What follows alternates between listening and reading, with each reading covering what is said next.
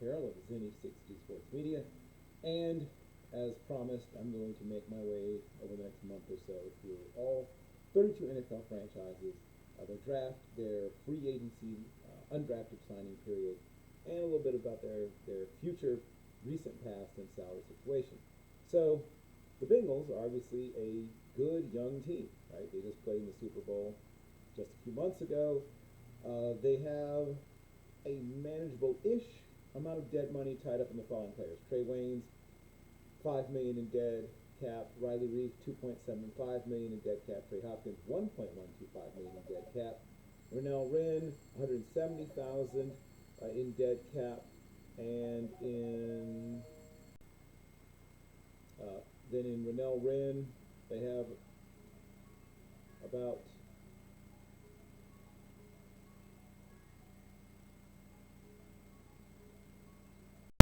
So, to review, Trey Hopkins, $1.125 million; Xavier Suafilo, $334,000; Rennell Wren, $170,649; and Michael Jordan, no relation, $122,098. And they've got some players who are essentially uncuttable, like every other team. Trey Hendrickson, who they wouldn't be cutting anyway.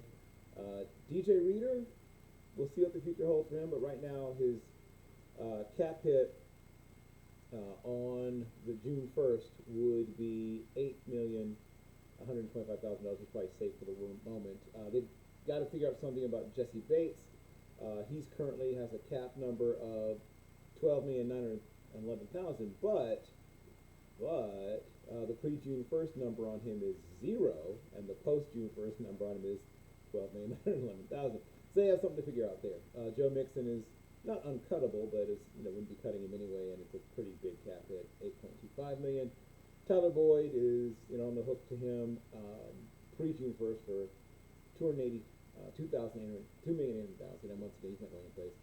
Joe Burrow, not worth discussing.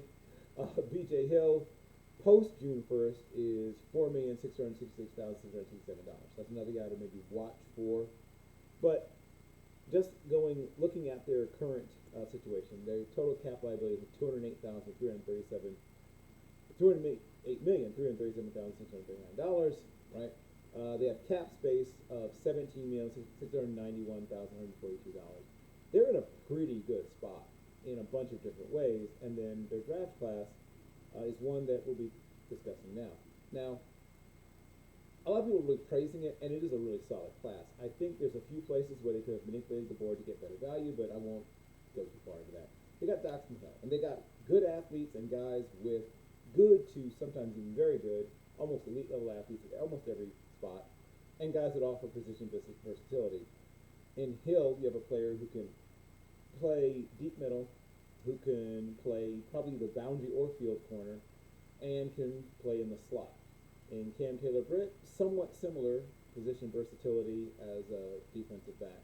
Zachary Carter is a guy who can play inside or outside on the defensive line. Cordell Volson is a guy who can play inside or outside on the offensive line. Tyson Anderson is a super fast safety who special teams value, and could probably play the slot as well. I'm not quite as sure about Anderson, but he's a really good athlete. And then my favorite pick is actually Jeffrey Gunter, who can stand up or play with his hand in the dirt, and I think is a tremendous steal at pick 252. And then looking at their undrafted free agent signing period, I really like some of the players they picked up, and I'll hit on some of my favorites. They got Clarence Hicks, who is another guy who can stay on the field as an overhang defender, can play as a true linebacker. Ran a 4.48. He's about 224 pounds, had a 32 vertical, 10.2 broad, and did 16 bench reps. But he's also almost a safety in the way that he plays as well. And then they got Desmond Noel, another guy who can play center or guard, most likely, but he's really truly a guard. Good size, 6'3" and 3/4, 301 pounds, 5'3", 40, 31 bench reps, so he's a powerhouse. 24-inch vert, so he's not super explosive, but 8'9" broad, 4'89" short total, 8'3" 3 cone. And he has a decent shot of making the team because they need quality depth on our offensive line. Other players that I think have a chance to really contribute is Brendan Radley Hiles. Now, he's undersized, right? He's almost my size, 5'7", 7'8", 183 pounds. 4.64 40 is why he's an undrafted free agent. But I think he finds a way to stick, once again, special teams, but I think he might even see the field in certain situations in a dime package. Taquarius Tisdale is another guy who gives you a little bit of position versatility. They also got Devin Cochran, a developmental tackle from Georgia Tech. Justin Rigg, I'll be honest, I'm not sure if he makes the team, but he's a good, he's a good possible contributor. Not only special teams, but may be able to see the field as a blocking tight end from Kentucky. Kwame Lassiter, the second, is probably a special teams guy. Cal Idemitis, of course, is a long snapper, so it's definitely special teams, and he has a decent shot to stick there.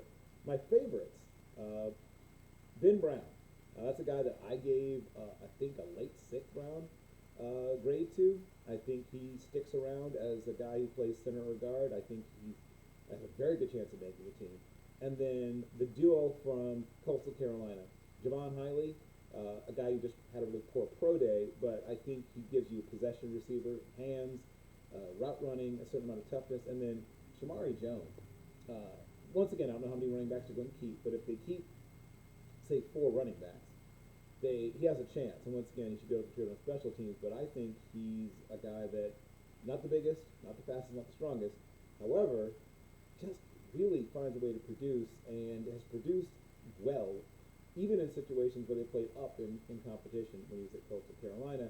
And then my favorite, like my number 1 favorite, and I don't know why this guy's an undrafted free agent, is Carson Wells. Once again, a guy who can play as a traditional linebacker, as maybe a Sam backer in a 4-3, or a weak outside linebacker in the 3-4, and gives you pass rush. I'm a big fan of that selection. Like I said, it's a big question mark to me is why he wasn't drafted. Maybe there's something people don't like, and once again, he's not the youngest guy in the world, but that's my take on the Bengals draft class. I think they have a chance to take a big step forward if not only some of the players they drafted, but they're very, very talented group of undrafted free agents do contribute early. I'll be moving on to the next team